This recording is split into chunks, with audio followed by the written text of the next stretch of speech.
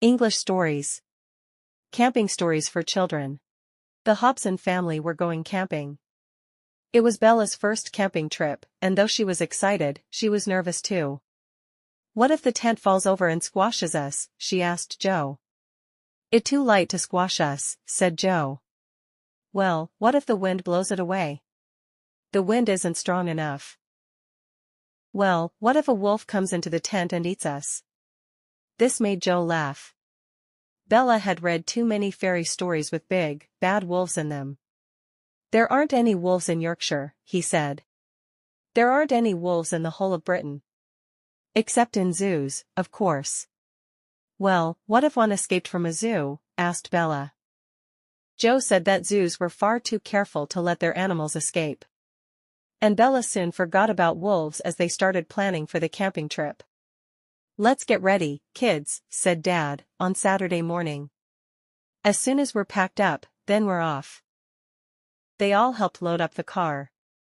First, they put in the tent. It was a big one for the whole family. Then the sleeping bags and blankets. It's cold at night, when you're sleeping in a tent.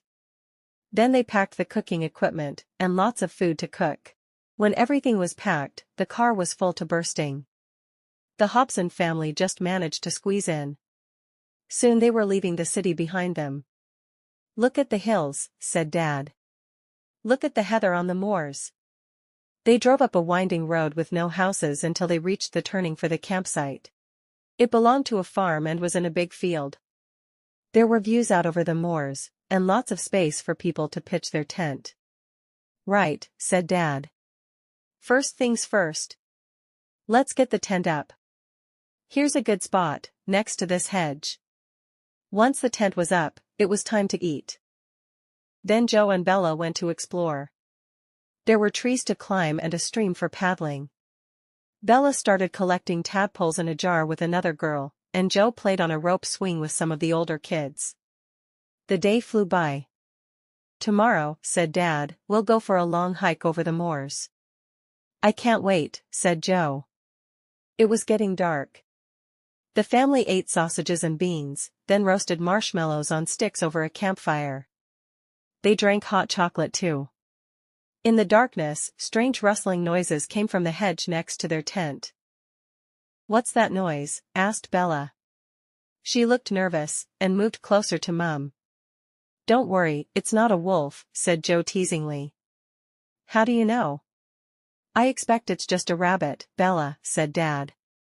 "Or maybe it's just the wind, rustling the leaves." Bella didn't say anything more. Of course she was only little, thought Joe. You couldn't really blame her for having silly worries about wolves. "Time for bed," said Mum. They were all tired after a day outdoors.